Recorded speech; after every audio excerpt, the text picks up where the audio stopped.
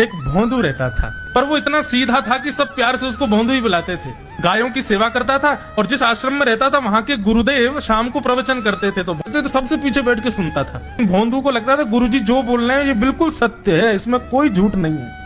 एक दिन गुरुजी प्रवचन करते हुए बोले, यमुना के पल्ली पार भांडीर वन में ठाकुर जी गैया चराने आए। भांडीर वन का नाम सुनते भोंदू कान खड़े हो गए। बोले भांडीर वन तो मैं जाता हूँ गैया लेके, मुझे तो कभी मिले नहीं वहां पे। अरे मुंह में ही कमी होगी, मुंह में ही सामर्थ्य नहीं होगी उनको देखवे कि मैं ही नहीं देख पाए होंगे, वो तो आते होंगे वहां पे, मुझे ना देखे होंगे। भोंदू ने पहली बार जिज्ञासा करी, गुरुदेव ठाकुर जी दिखते कैसे हैं?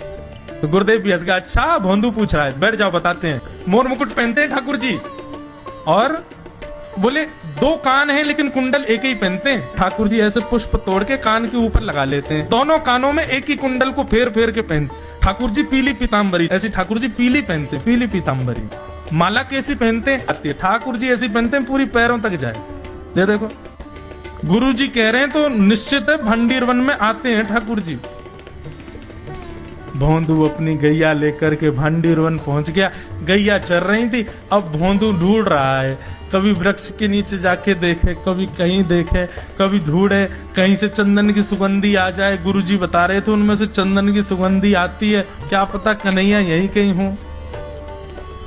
इतने भाव से, इतने प्रेम से और इतने भोलेपन से ढूंढने लगा ठाकुर जी को, और ठाकुर जी नहीं मिलते ना तो अपने आप को ही कोसता, मुंह में योग्यता ना होगी यही मारे ना मिल रहे, ठाकुर जी तो यही है।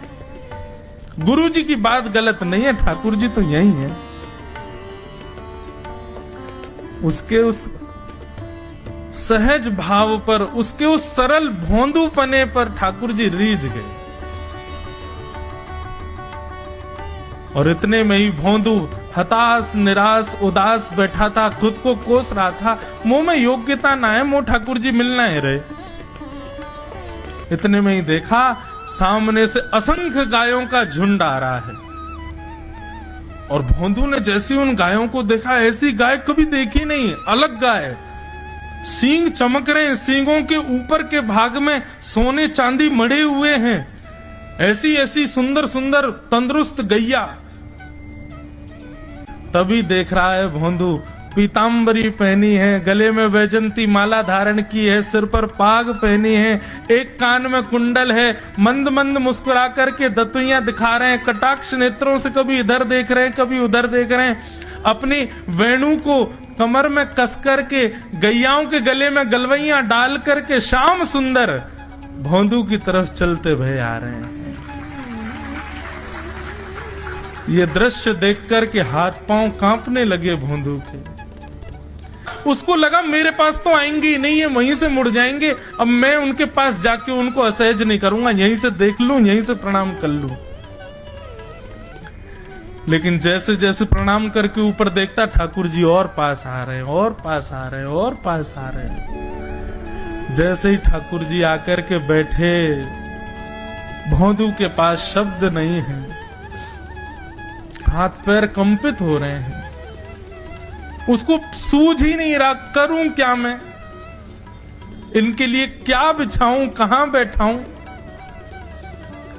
ठाकुर जी ने अपने आप ही भोंदू के गले में हाथ डाली, अरे तेरा नाम कहा है?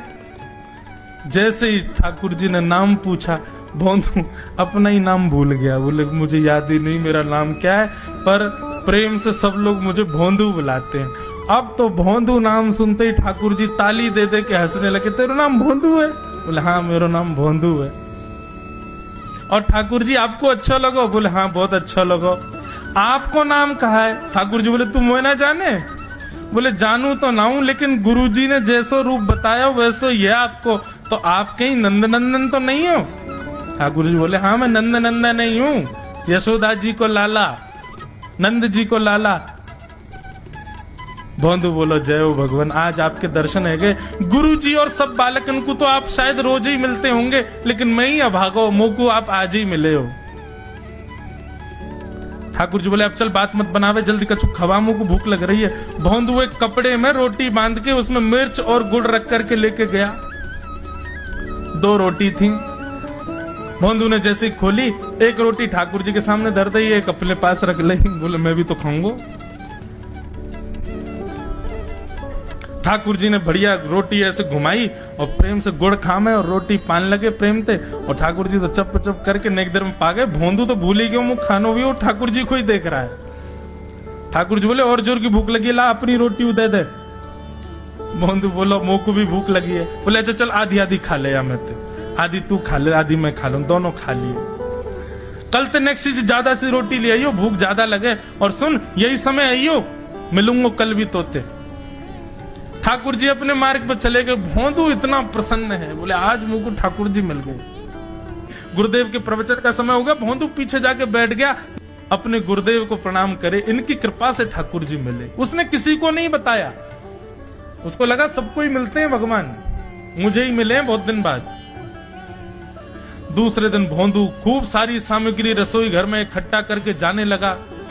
किसी ने जाके गुरुदेव से कह दिया कि भोंदू बहुत सारी सामग्री ले जा रहा है। गुरुदेव ने जाके कही भोंदू इतनी सामग्री ले जा रहा हो भैया, वो भंडारो करेगो का? नहीं गुरुजी भंडारो तो नहीं करूंगा, वो नंद नंदन आम है, वो यशोदा नंदन मदन मोहन वो अपनी गैया चरा के आए, कल भी आए, मेरी रोटी खा गए, मैं भूखो ही रहेगो कल। या हमारे ज्यादा सी ले जा रहा हूं, बेचारे बहुत भूखे आए कल कि उनको पेट भर जाएगा, मैं भी पा लूंगा, या हमारे गुरुजी आज ज्यादा सामग्री ले जा रहा हूं। गुरुदेव ने मन में सोचा ये बात कोई और कहे तो अविश्वास किया जा सकता है, लेकिन भोंदू झूठ नहीं बोलता। भोंदू कभी झूठ नहीं बोलता, भोंदू की बात पर विश्वास करना ही पड़ेगा। गुरुदेव बोले सुन सुन ठाकुर जी आए थे? बोले हाँ।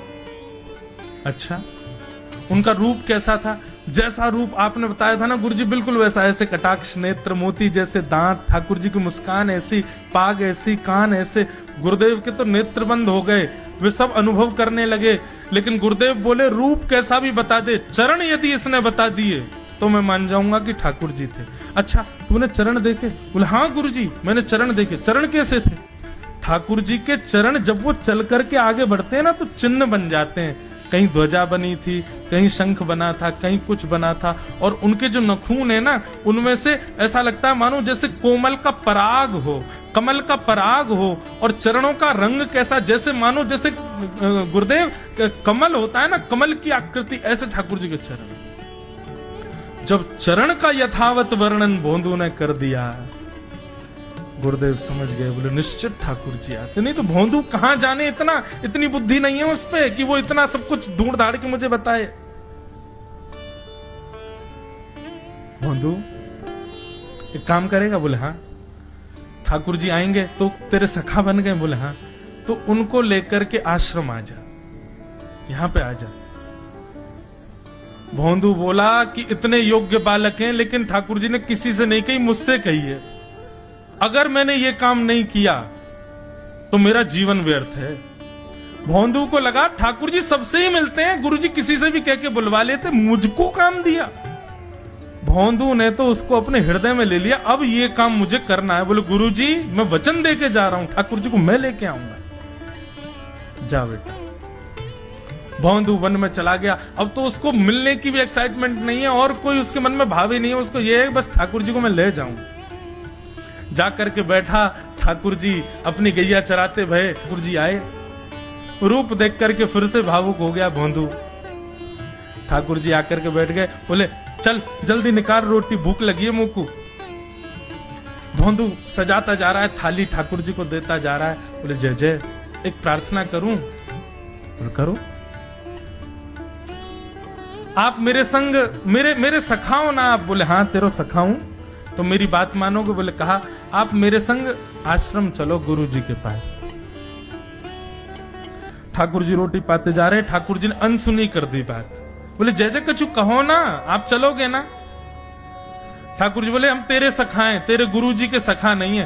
तू मोते मिल, तू मेरे संग खा, तू मेरे संग रहे, तू कछु कर, तो कुछ सब अधिकार है, लेकिन ये हम गुरु जी ते मिल बातें मिल ये सब हम नहीं करेंगे। हम बस तेरे सखाएं तो ही जाने और कोई ना जाने। ए जय जय ऐसा मत कहो ना, वे नहीं बताते तो मैं तो आपको देख ही नहीं पाता, मैं तो आपको जानता ही ना हूं। उनने ही तो मुझको बताई कि आप भांडीर बनाते हो, आपका रूप ऐसा है। उनने कृपा करके मुंह को आपसे मिलवाए हो, वही हमारी मित्रता के मूल आधार है, उनसे तो मिलवे चलो ना। ठाकुर जी बोले देख ज्यादा जिद मत करे, हमने तो उसे एक बार कह दी हम नहीं जाएंगे नहीं जाएंगे नहीं जाएंगे। ठाकुर जी रोटी पा रहे थे तो भोंदू ने हाथ से रोटी और छनाई, बोले ये भी दो, ये भी गुरु जी की है, लाओ ये मिर्च गुड़ सब दो, ये सब गुरु जी को, ये भी मत खाओ। और सुनो, यदि हमारे गुरु जी से आपको प्रेम नहीं है तो हमको आपसे प्रेम नहीं है। कल ते अपनी गैयान को लेकर कहीं और चरावे जाओ, होंगे तुम नंदन अपने गांव के, मेरे गुरु जी के पास नहीं जाओगे। और सुनो, ये मुंह में जो रोटी रखी जाओ को उगल आओ, ये भी गुरु जी की रसोई में बनी है, हमारे गुरु जी से नहीं मिलेंगे। ठाकुर जी बोले अरे भोंदू ने रुक तो, नहीं नहीं नहीं अब तो मैं सुनूंगा ही नहीं, आपने ऐसे कैसे कह दी नहीं जाएंगे, 3 बार नहीं जाएंगे नहीं जाएंगे। और ये भांडीरवन मेरो है, मैं यहाँ गैया चरावे आऊं, कल से अगर तुम और तुम्हारी गैया दिख गई मुंह को तो तुम्हारी गैयान को लेके मैं चलो जाऊंगा आश्रम, फिर तुम्हारी मैया बाबा तुमको मारेंगे। ठाकुर जी बोले अरे भोंदू इतना नाराज? बोले यदि मुंह से मित्रता रखनी है तो मुंह को वचन देना पड़ेगा कि आप आश्रम चलोगे, और अगर आपने फिर से नहीं कही तो मैं जा रहा हूं वापस, और कभी आपको मुख नहीं देखूंगा, अपना मुख नहीं दिखाऊंगा। ठाकुर जी बोले इस मुख को देखने के लिए या संग के लिए लोग पता हो तो कितनी तपस्या करें। बोले जो तपस्या करें उनको मुबारक, तुम मुंह को ना चाहिए, मुंह ना मिलनो तुमते, मुंह कोई गरज ना पड़ रही तुमते, आज तक नहीं मिले, कल ही तो मिले हो मोते, वो भी गुरुदेव की कृपा से मिले हो, जाओ मत मिलियो, मुझे ना चाहिए तुम। ठाकुर जी बोले मैं तो ना जाऊंगा, मैं तो तेरे पास ही रहूंगा। बोले तुम मत जाओ, मैं जा रहा हूं। कि जाने लगा वापस। भोंदू, ठाकुर जी पुकार रहे हैं भोंदू को, मानो जैसे त्रिलोकी लेके जा रहा है वो ठाकुर जी की, जैसे मानो पूरा ऐश्वर्य ठाकुर जी का ले जा रहा हो। अरे भोंदू ने रुक तो जा। भोंदू बोला अपना मुख भी नहीं दिखाऊंगा यदि आप नहीं चलोगे तो। भोंदू थोड़ी दूर गया, ठाकुर जी को लगी वापस आ जाएगा, थोड़ी और दूर गया, लगा अब आ जाएगा, लेकिन जब भोंदू दिखना बंद हो गया हमारे ठाकुर जी विचलित हो गए, दौड़े भोंदू की तरफ। ठाकुर जी दौड़ करके गए और जाकर के भोंदू के पित्ती पे चढ़ गए। बोले ले चल अपने गुरुदेव के पास, चलूंगा तू जहां कहेगो, लेकिन तो दूर नहीं जान दूंगा। और भोंदू ठाकुर जी को ऐसे ऊपर चढ़ा करके लेकर के आश्रम जा रहा है। गुरुदेव आकर के खड़े हो गए और मन में बस विचार कर रहे थे, हाथ पांव कांप रहे थे। बोले ठाकुर जी आएंगे कि नहीं। इतने में ही भोंदू आया और तभी देखा भोंदू के पिद्दी पर ठाकुर जी टंगे भय आ रहे हैं। आज गुरुदेव ने जाकर के पहले भोंदू को प्रणाम किया, बोले जय हो, धन्य है। इतनी तपस्या की, इतना भजन किया, घर परिवार त्याग दिया, वैराग्य त्याग सब हमारे जीवन में, तब भी ठाकुर जी नहीं मिले। लेकिन वारे भोंदू, तेरी सरलता, तेरी सहजता, तेरा ये निर्मल भाव कि ठाकुर जी तेरे अधीन होके यहाँ आश्रम तक चले आए।